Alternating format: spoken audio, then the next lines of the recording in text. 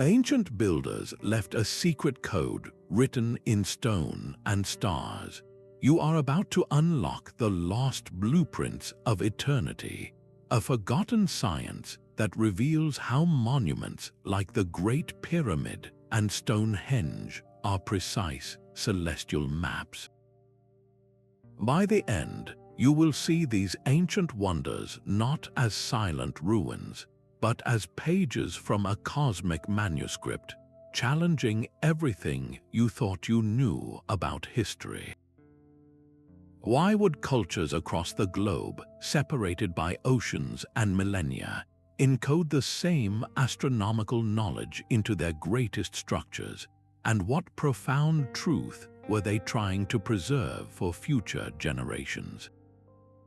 What part of this hidden story calls out most to you? These master builders were far more than simple laborers. They were the intellectual elite of their time, revered as priest astronomers in Mesopotamia and sky watchers among the Inca. Their role fused spiritual authority with profound scientific insight, creating a class of individuals who could read the heavens as easily as we read a book. They possessed a deep, practical grasp of mathematics and geometry, allowing them to translate cosmic cycles into immense stone calendars. Their societal structures were meticulously organized, treating this knowledge not as common information but as a sacred trust, carefully passed from one initiated generation to the next. This was not a casual hobby, it was the central pillar of their culture. The true scope of their genius becomes undeniable when you see their work in action. The Great Pyramid of Giza, for instance, is aligned to the cardinal directions with a precision that challenges modern engineering, its sides facing true north, south, east, and west with a minuscule margin of error. On the other side of the world, at Machu Picchu, the Intihuatana stone was carved to function as a precise astronomical clock, its angles and shadows marking the solstices with breathtaking accuracy. These were not isolated phenomena. From the sun dagger of Choco Canyon to the solstice-aligned stones of Karnak, we find the same obsessive, meticulous recording of celestial time. This shared legacy, etched into landscapes across the globe, forces a compelling question. How could cultures separated by vast oceans and thousands of years develop such a unified, sophisticated understanding of the cosmos? Was this knowledge discovered independently time and again, or does it point to a forgotten chapter in human history, a lost blueprint for eternity that was somehow shared across the ancient world? This celestial blueprint was carved into the very foundations of the Giza Plateau. Look at the three great pyramids standing in a line that has puzzled visitors for centuries. Their layout mirrors the three brilliant stars that form Orion's belt. This is no vague resemblance, but a deliberate, scaled map of the constellation placed upon the Earth. The two larger pyramids align diagonally, matching the two brighter stars, while the third, the Pyramid of Menkora, is slightly offset, just as its celestial counterpart is. This mirroring of the heavens extends deep within the stone itself. Inside the Great Pyramid, narrow shafts were engineered with incredible precision, one pointing directly toward the star Sirius, the brightest in our night sky, and another aimed at the pole star of that distant age, a star known as Thuban. For the ancient Egyptians, these were not just points of light, they were the destinations for the soul of the pharaoh. The entire complex functioned as a colossal machine for rebirth, designed to project the ruler's spirit from his tomb straight into the eternal and unchanging realm of the stars. The most astonishing part is the timescale involved.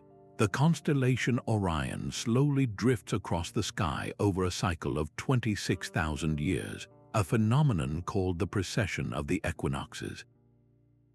For the pyramids to align so perfectly with the belt stars, their builders had to account for this imperceptibly slow celestial dance. They were not just building for their own time, they were encoding a moment in the sky that would remain true for millennia. This long-term vision reveals an astronomical plan of breathtaking sophistication. If one of the world's most famous ancient sites is such a precise star map, it compels us to re-examine every other monumental landscape across the globe. Far to the north, on the wind-swept Salisbury Plain, a different kind of celestial machine was being constructed from stone. While the pyramids reached for the stars, Stonehenge embraced the sun and moon. Its great stones form a massive astronomical observatory, its primary axis precisely aligned to capture the first golden rays of the summer solstice sunrise. For the ancient communities who built it, this was not merely a date on a calendar. It was a profound spiritual event, a moment of renewal that drew people from across the land for celebration and ceremony.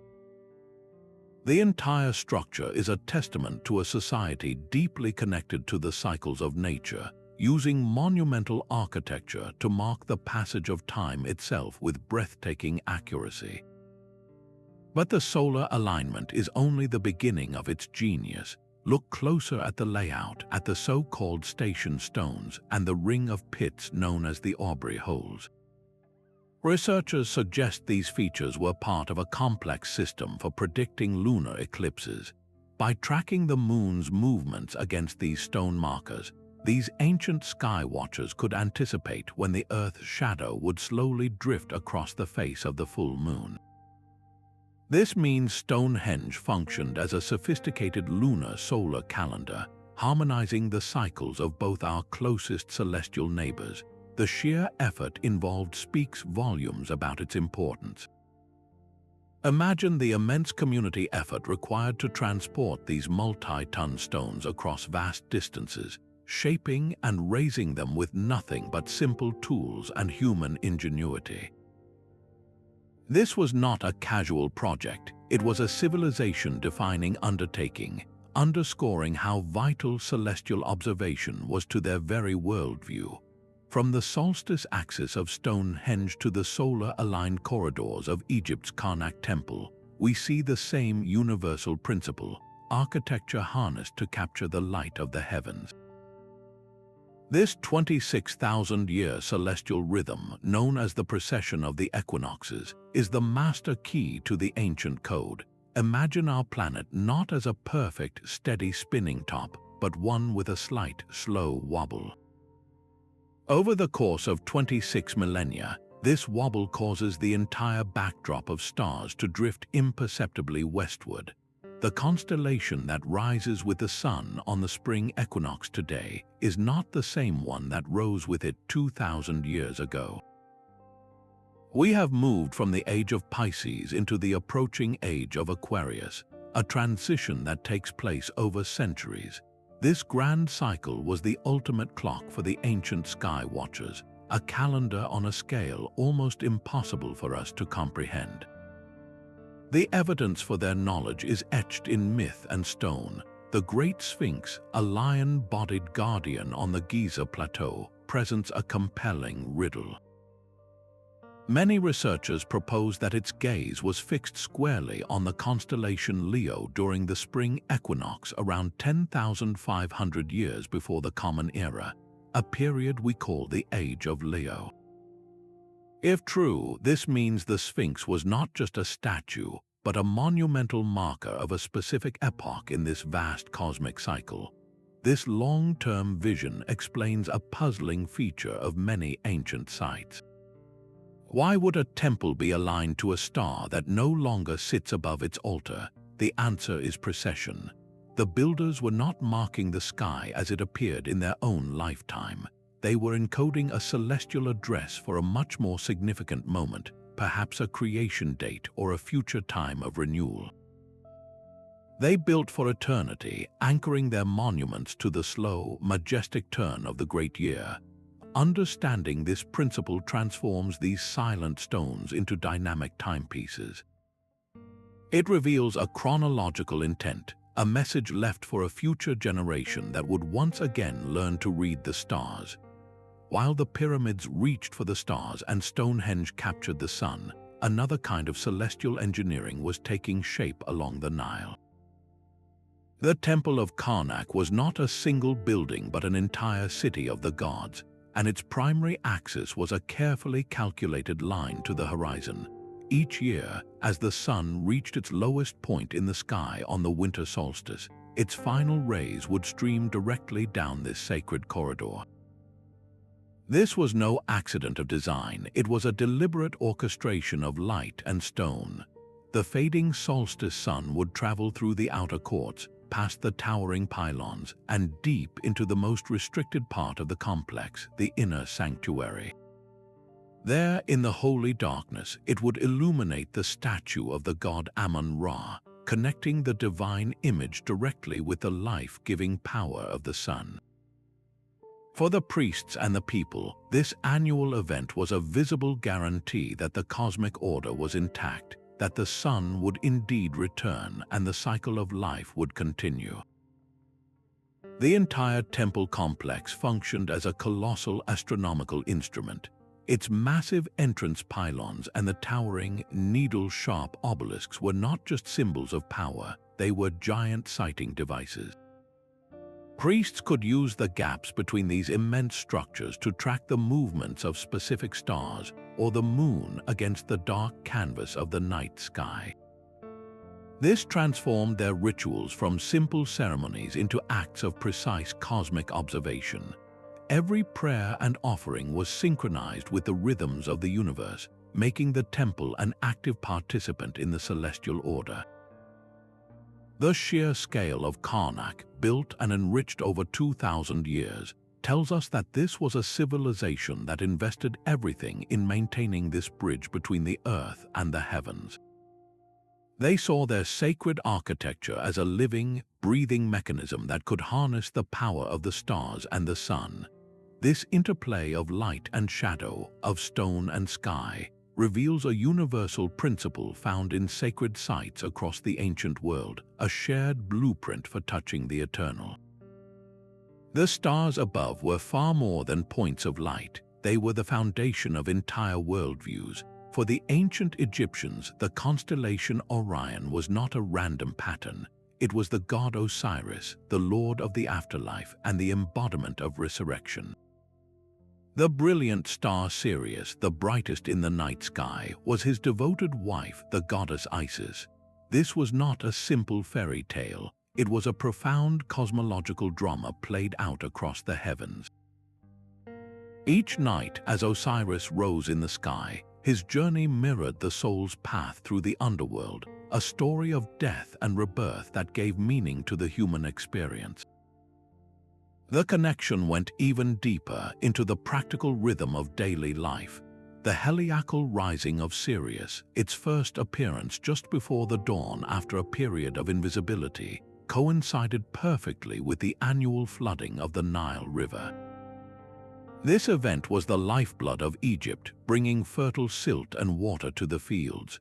So the return of the star Isis in the pre-dawn sky was not just a symbol, it was a divine signal that the time of renewal was at hand, a celestial announcement that shaped their entire agricultural and religious calendar.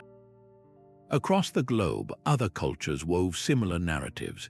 The Greeks saw heroes and monsters in the constellations, while the Maya of Central America envisioned a cosmic battle between gods represented by the stars and planets.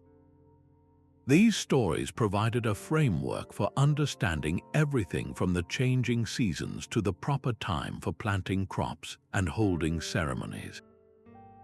They transformed the cold, impersonal mechanics of the cosmos into a living, breathing narrative in which humanity played an integral part. The stone circles and pyramid shafts were not just aligned to abstract points of light. They were oriented toward the homes of the gods, the characters in these celestial stories. This fusion of myth and astronomy gave emotional and cultural weight to the precise alignments. It tells us that for these ancient builders, science and spirituality were not separate pursuits, but two sides of the same coin. They were reading a sacred story written in the stars, and their greatest monuments were built as permanent earthly anchors for that eternal narrative. This same celestial ambition was carved into the jungles of Southeast Asia. Angkor Wat, the world's largest religious monument, rises from the Cambodian landscape as a breathtaking stone model of the cosmos.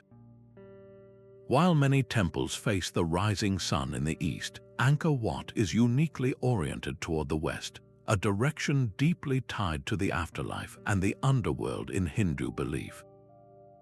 This was not a temple focused solely on the world of the living, but one designed as a gateway for the soul's celestial voyage. Its vast moat represents the cosmic ocean, and its concentric galleries mirror the layered heavens. Yet its most compelling secret may lie in its precise layout. Some researchers point to a stunning correlation, suggesting the positions of its 5 central towers and the causeways that connect them form a near-perfect terrestrial map of the stars in the constellation Draco, the dragon. This northern constellation, which coils around the pole star, was seen in many traditions as a powerful celestial serpent. To map this specific, winding pattern of stars onto the Earth with such monumental precision implies a profound purpose. It suggests the entire complex was intended as a guide, a permanent roadmap in stone for the spiritual journey through the afterlife, navigating by the stars of the eternal dragon. The sheer effort required to realize this vision is staggering. Millions of sandstone blocks were quarried, transported, and fitted together with incredible accuracy, all to create a durable, earthly copy of a celestial realm. This Southeast Asian marvel powerfully expands the pattern we have seen from Egypt to England. It was not an isolated wonder, but another profound expression of a shared, ancient desire to anchor human destiny to the unchanging stars, building a blueprint for eternity that could withstand the slow decay of time itself. The staggering precision we see in these monuments forces a simple question. What tools could possibly create such perfection? We often picture ancient builders with simple ropes and stone hammers, yet the evidence suggests they wielded far more advanced intellectual instruments. One of the most fundamental was the gnomon, a simple stake placed upright in the ground. By carefully tracking the moving shadow it cast throughout the day and across the seasons, a skilled observer could not only determine true north and south with incredible accuracy, but also map the sun's entire yearly journey. This humble shadow stick was in effect a portable solar observatory. In ancient Egypt, this technology was refined into a tool called the merkit. Using a palm rib with a slit cut into it as a sight and a weighted plumb line to ensure a perfect vertical, Egyptian astronomers could track the transit of specific stars across the night sky. By aligning these simple devices, they could establish near-perfect cardinal directions, laying out the foundations for pyramids and temples with a margin of error that still astounds surveyors today. The true genius was not in the complexity of the tool, but in the profound understanding of geometry and celestial motion required to use it.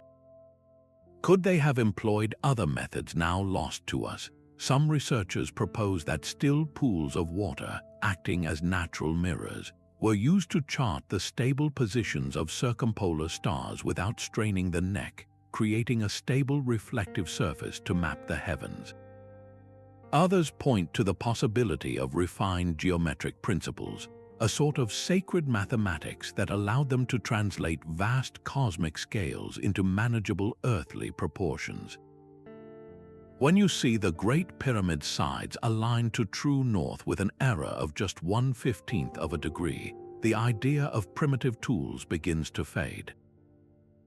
This level of accuracy, replicated across continents, speaks to a deep and sustained scientific tradition. It suggests a class of master astronomers who viewed the universe as a precise, mechanical system that could be measured, understood, and mirrored in stone. Their greatest tool was not made of wood or bronze, but of knowledge, a sophisticated science of the stars that we are only just beginning to fully appreciate. High on the arid plains of Peru, the Nazca Desert holds a secret only the sky can fully reveal. Here, an entire landscape was transformed into a colossal astronomical drawing. Enormous geometric shapes and animal figures, including a hummingbird, a spider, and a monkey, were etched into the dark desert pavement, creating lines that run perfectly straight for miles. These are not random scratches, but pathways intentionally aligned with the celestial horizon. During the time of the Nazca culture, many of these long lines pointed directly to the spots where the sun and prominent stars would first appear at dawn or make their final descent at dusk. This was a different kind of celestial architecture, one that did not build upward toward the heavens, but instead mapped them outward across the vast floor of the world.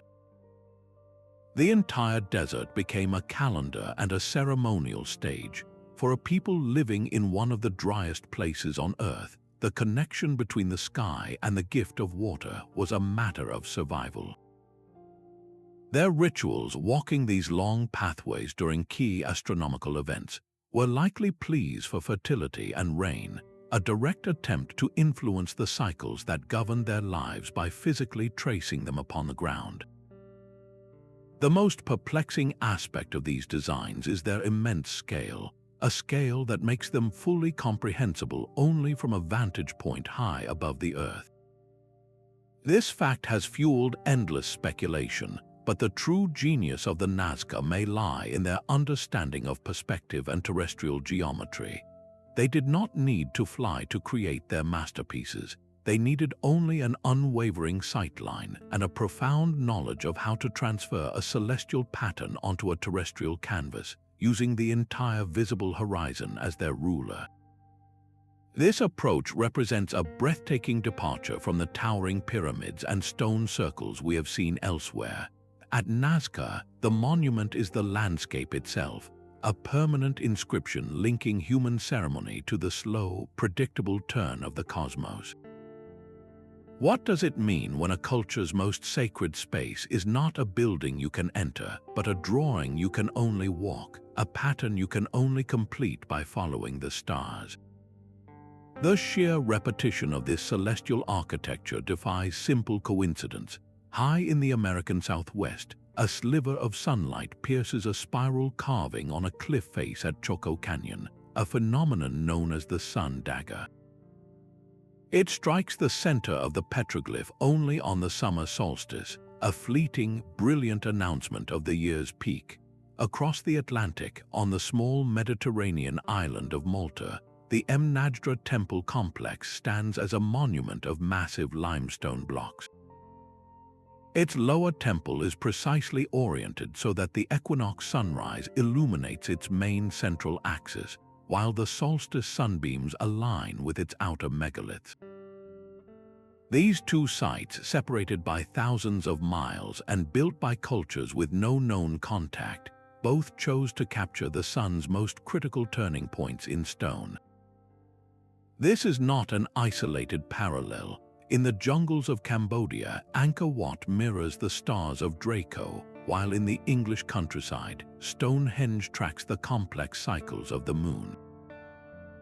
From the pyramids of Egypt to the plains of Nazca, we find the same profound impulse, the same architectural solution to a universal human question.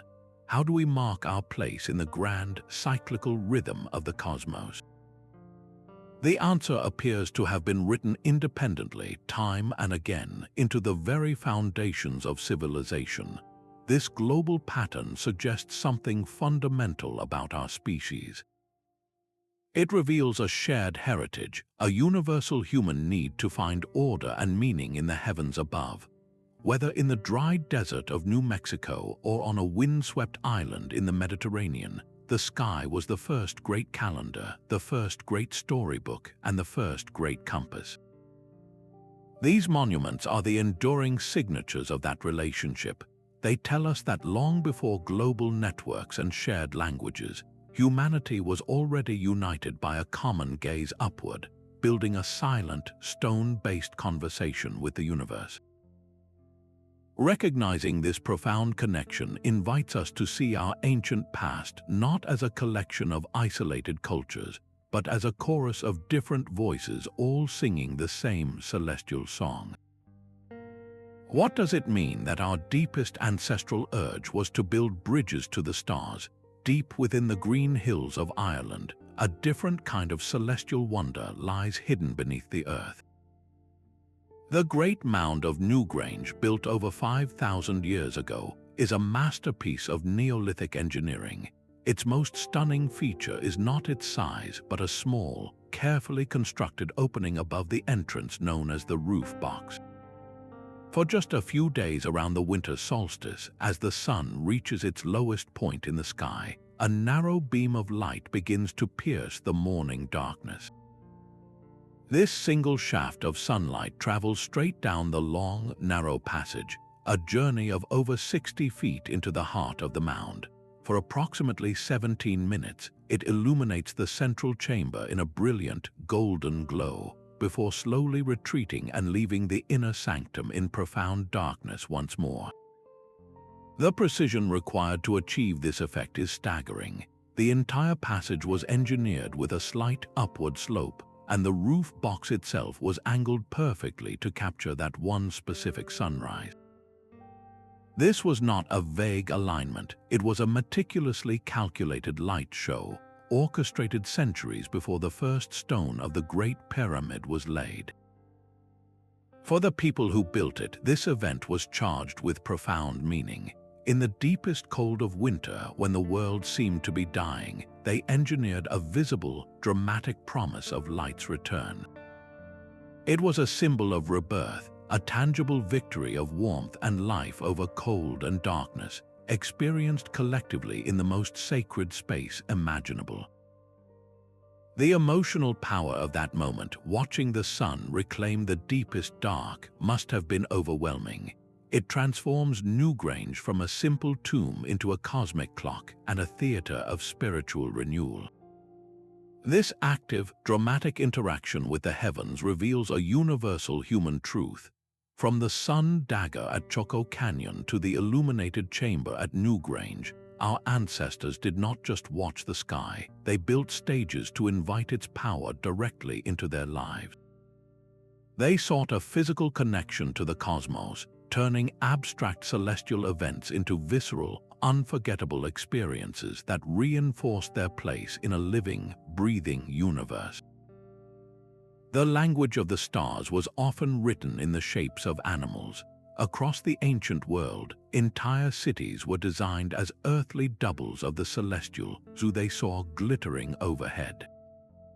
In the vast metropolis of Teotihuacan, the great Avenue of the Dead runs for miles, its path not merely a ceremonial road but a potential reflection of the Milky Way. Its central axis may have been aligned with the rising point of the Pleiades star cluster, a group of stars revered across Mesoamerica and seen as a divine gathering. This was urban planning on a cosmic scale where the very streets were mapped from the heavens. Further south, the ancient Maya envisioned the cosmos as a great, living entity. Their sprawling city centers were often arranged to mirror this belief, with pyramids and plazas representing the body parts of a celestial crocodile, a massive bird, or a cosmic turtle. These were not just decorative motifs. Placing your city within the body of a star creature meant you were living inside a sacred story, your daily life physically embedded within the rhythms of the universe. The animal spirit provided an identity and a spiritual anchor, connecting the community directly to the powers of creation. This symbolic layer transforms cold alignments into a vibrant narrative. The precise geometric line pointing north is one thing, but a road designed as the back of a star crocodile is something else entirely. It fuses impeccable astronomy with deep mythology, creating a landscape where every journey, from a king's procession to a farmer's walk to market, was a step through a living constellation. To understand these places, we must learn to read not just the angles and the sight lines, but also the stories. The stones tell us where to look, but the animal symbols tell us what we are seeing. They give the cosmos a familiar, powerful face. What does it reveal about our ancestors that they chose to build their homes within the outlines of starry beasts, turning their entire world into a reflection of the sky? High in the Andean clouds, the stone terraces of Machu Picchu cling to a mountain ridge, a city designed in perfect harmony with the sky above and the earth below. Here, the Incas engineered a celestial sanctuary where architecture and astronomy became one. At its heart stands the Intihuatana, an exquisitely carved granite pillar whose name means the hitching post of the sun. This was no ordinary stone, but a sophisticated astronomical instrument. During the equinoxes, the sun would stand almost directly overhead, casting no shadow from the pillar at noon, a moment that symbolically tethered the sun to the earth and guaranteed its continued journey across the heavens. The precision of its angles allowed priest astronomers to track the sun's shifting path with remarkable accuracy, marking the critical turning points of the agricultural year. But their vision extended far beyond the sun. The clear, dark skies of the southern hemisphere revealed a different set of celestial guides. Some key structures and sightlines within the city are oriented toward the Southern Cross and the bright stars of the constellation Centaurus. For the Inca, these stars were not just navigational aids, they were deeply woven into their mythology, seen as celestial animals or protectors. The entire city was a holistic observatory, its layout deliberately integrated with the surrounding sacred peaks, the Apus. These mountains were considered living deities, and the alignment of temples and plazas with their summits created a powerful triad of earth, sky, and stone. This was celestial architecture perfectly adapted to its environment. Unlike the flat desert plains of Egypt or the rolling hills of England, here the blueprint for eternity was carved directly into the spine of the continent, a stunning reminder that while the impulse to connect with the cosmos was universal, its expression was always uniquely tailored to the local landscape and the stars that watched over it. These precise celestial alignments served a purpose far deeper than mere timekeeping. For the builders, the stars were not just a clock, they were a gateway.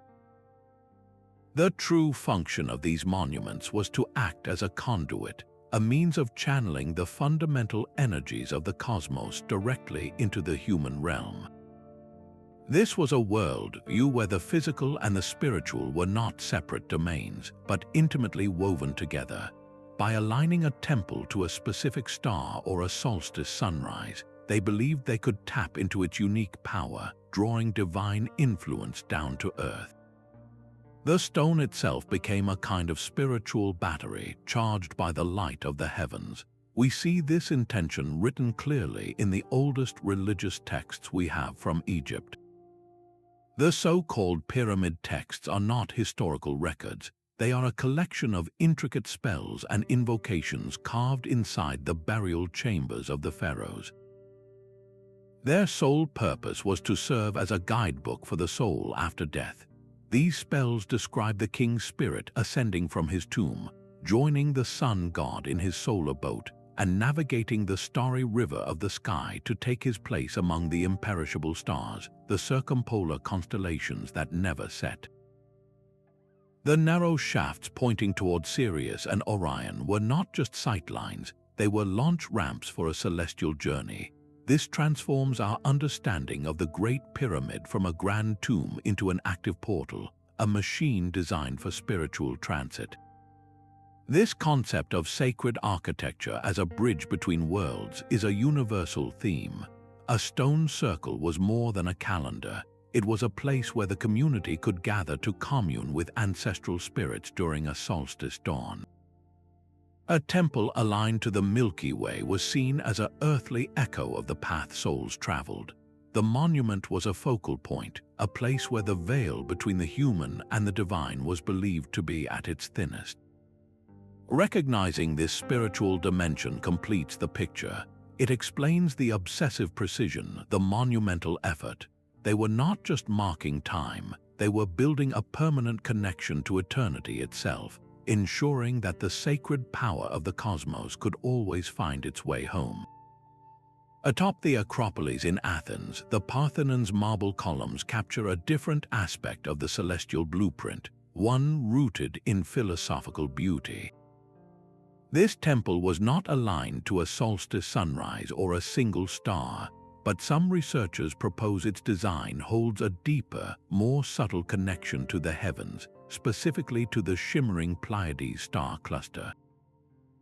In Greek mythology, these stars were the seven sisters, daughters of the Titan Atlas, placed in the sky for their protection and eternal remembrance.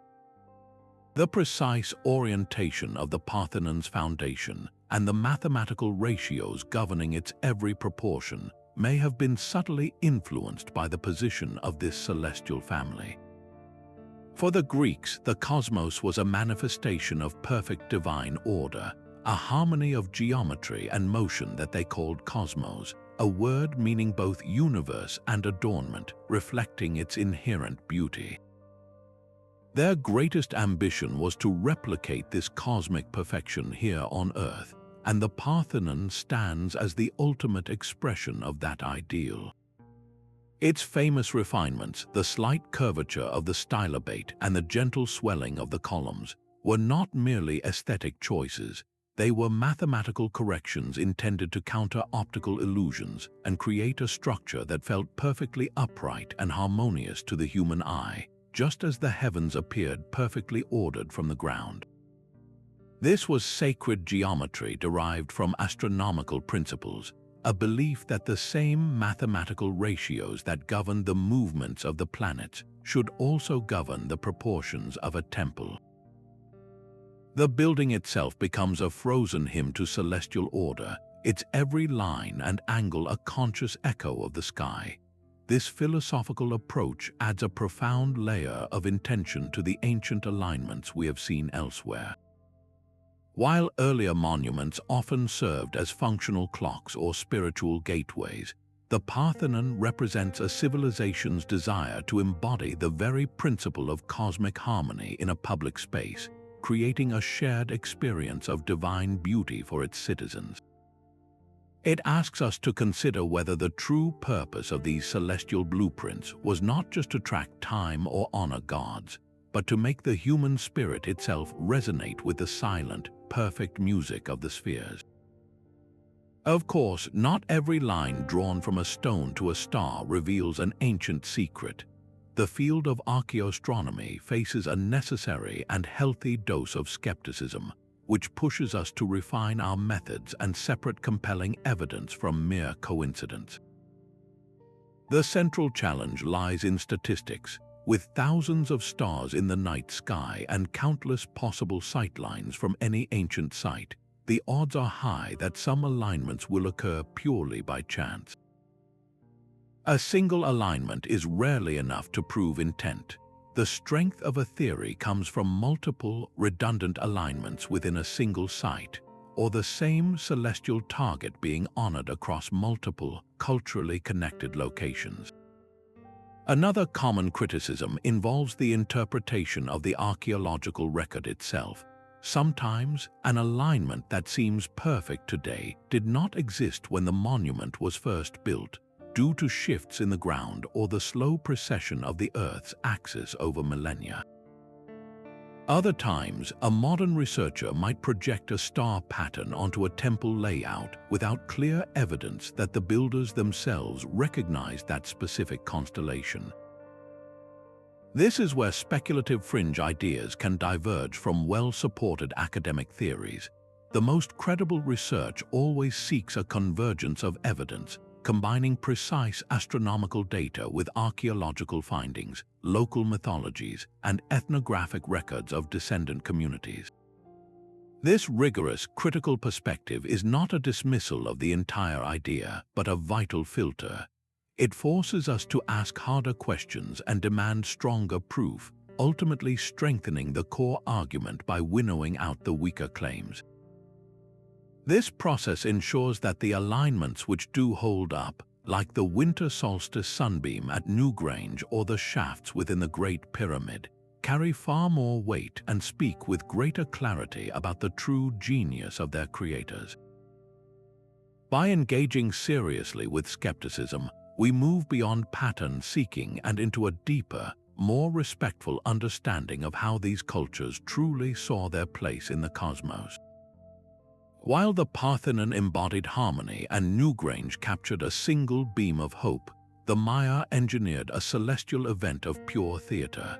At the ancient city of Chichen Itza, the Pyramid of El Castillo transforms into a stage for one of the world's most breathtaking astronomical demonstrations.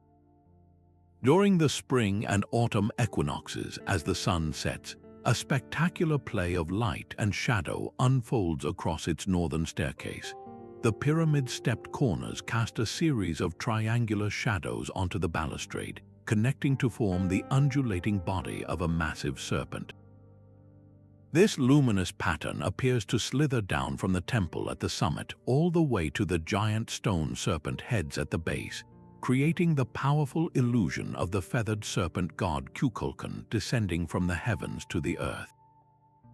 This is more than a static alignment. It is a dynamic performance carved in stone, a moment where architecture breathes and a god seems to walk among the people. The entire structure is a mathematical marvel. Each of its 4 sides has 91 steps, and when you add the single platform at the top, you get a total of 365, one for each day of the solar year. This pyramid is not merely a temple, it is a colossal, functioning calendar, its very form encoding the passage of time. The descent of the serpent shadow was the dramatic highlight of this annual cycle, a visible, communal reassurance that the cosmic order was in balance, that the seasons would turn, and that the divine was intimately involved in the world of humans. This fusion of precise astronomy, profound mythology, and pure spectacle reveals a civilization that saw the universe as a story to be participated in, not just observed. They built a mechanism that could, for a few fleeting moments each year, make the intangible tangible, blurring the line between the celestial and the earthly in a shared experience of awe. This puzzle of shared celestial blueprints leads us to a profound and enduring mystery. How could such sophisticated knowledge appear in cultures separated by vast oceans and thousands of years? 2 compelling possibilities present themselves, each challenging our understanding of the ancient world. The first, known as diffusionism, suggests that ideas traveled. Perhaps intrepid mariners whose names are lost to history undertook incredible voyages across the open sea, carrying the principles of sacred geometry and astronomy from one civilization to another. This idea opens the door to a forgotten age of exploration, where knowledge was a cargo more precious than gold, passed along trade routes we have yet to fully map. The alternative is perhaps even more remarkable. It proposes that humanity, when faced with the same universal challenges of survival, independently arrived at similar solutions. The need to predict the seasons for planting, to track time for rituals, and to find meaning in the cosmos is a universal human experience. From this shared need, the same logical tools, mathematics and geometry, may have naturally emerged in isolated pockets across the globe. The human mind, observing the same sun, moon, and stars, may be wired to decipher their patterns in a similar way, leading to parallel discoveries. This is not a question with a simple answer. It touches on the very engine of human innovation. Is progress driven by contact and shared learning, or is it an innate capacity, a shared logical framework that blossoms independently when faced with the same fundamental questions? The potential for a combination of both is tantalizing. Could there have been a common, ancestral source of knowledge, a foundational blueprint from a time so deep we have lost all memory of it, whose fragments were carried by migrating populations to all corners of the earth? This mystery invites us to see these monuments not as separate achievements, but as different stanzas in a single, global epic, a silent conversation across millennia written in the language of stone and stars. Their silent gaze across the rolling hills of Rapa Nui holds a secret written in the path of the sun. The massive Moai statues of Easter Island are far more than monumental faces. They are the centerpieces of a sophisticated astronomical complex. Each Moai stands upon a great stone platform known as an ahu, and the precise orientation of these platforms reveals a deep celestial knowledge. While the towering figures eternally watch over their living descendants, their ahu are carefully aligned to the solstice sun. On the longest and shortest days of the year, the sun would set directly behind specific platforms, framing the giant heads in a blaze of celestial fire, or rise in perfect alignment with the long axis of the ahu itself. This integration of ancestor veneration with solar observation created a living landscape where the lineage of the people was permanently connected to the cycles of the cosmos. The isolation of this small island, one of the most remote inhabited places on Earth, makes this achievement profoundly striking. Cut off from the rest of the world, the Rapa Nui people developed their own unique expression of a universal human impulse, carving their understanding of the heavens into the very bedrock of their home. The effort required is almost beyond comprehension. These multi-ton giants were quarried from a single volcano, transported for miles across rugged terrain, and raised with painstaking precision, all to create a permanent link between the community, its ancestors, and the sun.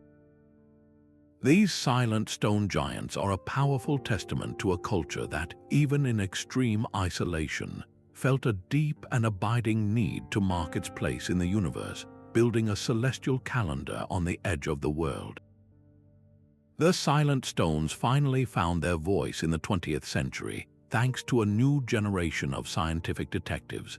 A British astronomer named Gerald Hawkins turned his attention to the riddle of Stonehenge, but he did not just look at the stones, he fed their positions into an early computer. His analysis revealed a stunning network of solar and lunar alignments, suggesting the circle was a sophisticated predictive calculator for celestial events like eclipses. Across the United Kingdom, another pioneer, Alexander Thom, was meticulously surveying hundreds of stone circles with a theodolite. He discovered they were built using a standard unit of measurement, which he called the megalithic yard, and that their layouts demonstrated a sophisticated understanding of geometry, including Pythagorean triangles centuries before Pythagoras. These men were not treasure hunters, they were code breakers, applying the rigorous language of mathematics and physics to monuments long shrouded in myth. Their work provided the first scientific validation that these sites were not just symbolic but functional, engineered with a precision that rivaled modern observatories. Today, researchers like Giulio Magli continue this legacy, using satellite imagery and advanced software to explore the celestial connections of sites from the pyramids of Giza to the plains of Nazca. This ongoing work constantly refines our understanding, proving that the ancient blueprints are not fully decoded. Every new alignment uncovered is another recovered sentence from a lost conversation with the cosmos, a reminder that these eternal stones still have profound secrets to share with anyone willing to look up and measure. On the eastern coast of India, a stone chariot of impossible scale stands frozen in its journey. The sun temple of Karnak was conceived as the celestial vehicle of Surya, the sun god, a monument so immense it seems to have been built for a giant. Its 24 elaborately carved wheels are not merely decoration. Each one symbolizes a single hour, turning the entire temple into a colossal, stationary clock tracking the sun's eternal passage across the sky.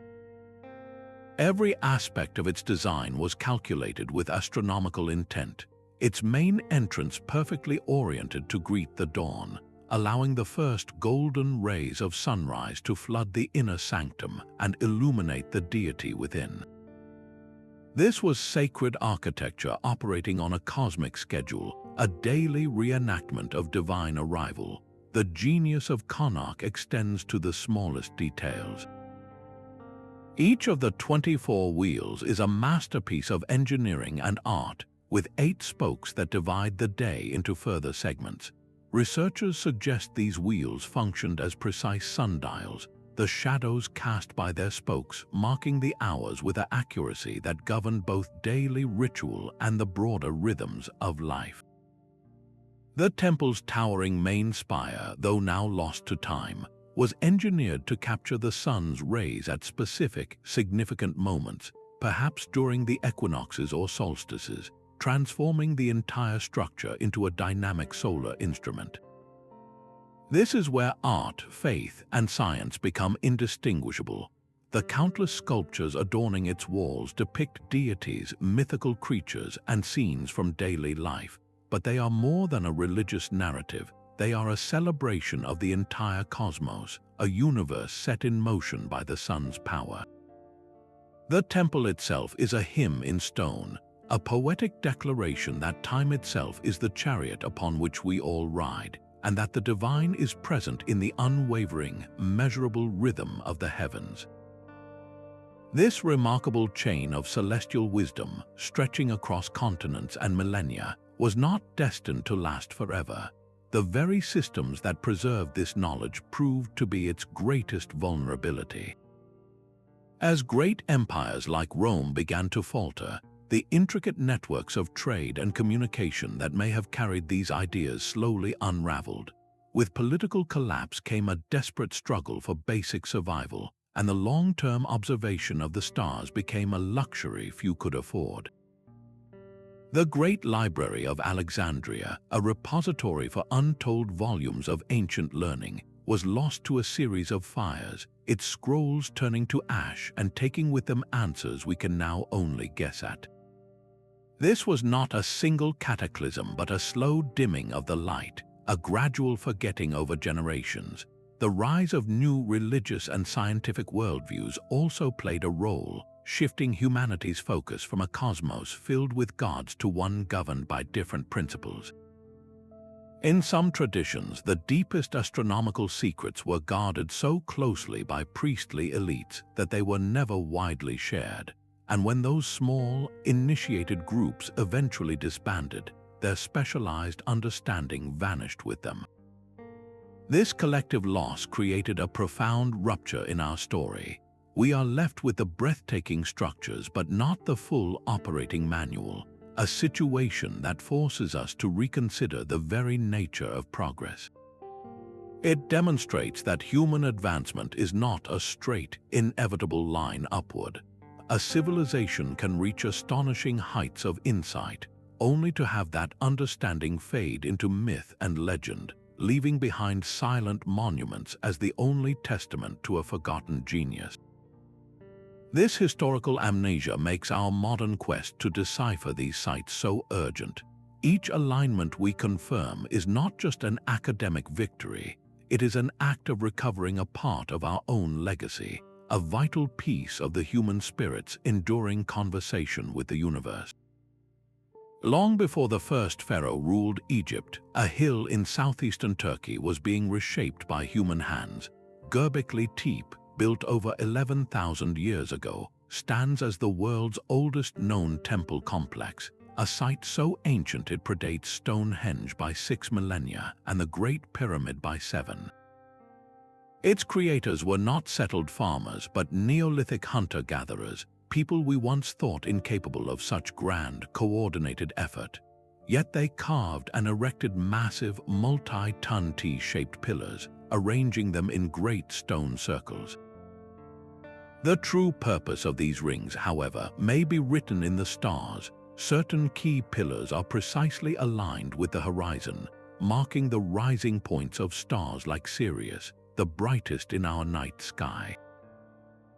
This suggests that organized religion and systematic astronomy were not separate developments that came later, but emerged together, hand in hand at the very dawn of civilization. The entire complex was a celestial observatory built by people who had not yet invented writing or metal tools. This single site shatters the long-held narrative that monument building required agriculture and surplus. It forces a radical rethinking of our past, proposing that the urge to build immense structures aligned with the cosmos is not a product of complex society, but one of its primary causes. The drive to understand the heavens may be the very spark that ignited civilization itself. What does it mean that our oldest temple was also an observatory, that our first sacred act may have been to look up and chart the stars? This digital key to the past now unlocks the night sky of antiquity with breathtaking precision. Advanced planetarium software, such as Stellarium, gives researchers the power to reverse the great celestial clock. With a few clicks, they can peel away the centuries and witness the exact starscape that an Egyptian priest or a Neolithic sky watcher would have seen from their temple doorway. This is not an approximation. It is a scientific resurrection of the ancient heavens, accounting for the slow precession of the equinoxes and the proper motion of individual stars. This technology has moved many theories from speculation into the realm of confirmed fact. It has verified that the shafts inside the Great Pyramid did indeed point directly toward Sirius and Thuban at the time of its construction. But more than that, it has revealed subtle alignments we never knew to look for, like the way a forgotten standing stone in a Scottish field might frame the rising of a specific star cluster that was sacred to its builders. This digital toolkit extends from the sky down to the stone itself. Three-dimensional laser scanning captures every angle and surface of a monument with millimeter accuracy, creating a perfect digital twin. When you combine this precise terrestrial model with the recreated ancient sky, something extraordinary happens. You can run simulations to see how sunlight traveled down a temple corridor on a solstice morning 4,000 years ago, or how moonlight would have illuminated a specific carving during a lunar eclipse. This process is like finding the master key to a vast, long-lost library of stone. For the first time, we are not just guessing at the intentions of the ancient architects, we are testing their blueprints in a virtual laboratory. We can stand in their footprints, see what they saw, and begin to understand the specific celestial events they considered so vital that they encoded them in monuments meant to last for eternity. This technological revolution is confirming that the alignments were deliberate, sophisticated, and part of a global language written not in words, but in the relationship between earth and sky. The sheer number of stones at Karnak is almost beyond human comprehension. Thousands of granite sentinels stand in long, parallel rows, stretching for miles across the Breton landscape in a display of collective effort that defies easy explanation. While some of these great avenues point toward the solstice sun, a deeper, more patient kind of observation is written into their arrangement. Many of the alignments appear to target the moon's most extreme positions on the horizon, points it only reaches over a slow 18.6-year cycle. To recognize this pattern requires more than a lifetime of watching. It demands the careful passage of knowledge across generations, a sacred trust to record the subtle nuances of our closest celestial neighbor. This was not just about marking months, it was about predicting the moon's most dramatic swings, its so-called standstills, when it would rise and set at its furthest possible points north and south. For an agricultural or maritime society, this long-term lunar rhythm held profound practical power, influencing tides, planting cycles, and the very rhythms of the natural world they depended upon. The Karnak stones transformed the entire coastline into a colossal lunar calendar, a permanent record of a celestial relationship observed with breathtaking patience. It reveals a society that looked beyond the daily and the annual, dedicating immense communal resources to mapping a cosmic dance that unfolds over decades. This meticulous lunar focus at Karnak complements the solar precision of Stonehenge and the stellar ambition of the pyramids, showing us that the ancient blueprint was not a single formula, but a multifaceted science capturing the full symphony of the heavens, one stone at a time. We are left with a profound sense of awe for our ancestors, who gazed into the starry expanse and saw not random points of light, but a grand, orderly blueprint for existence.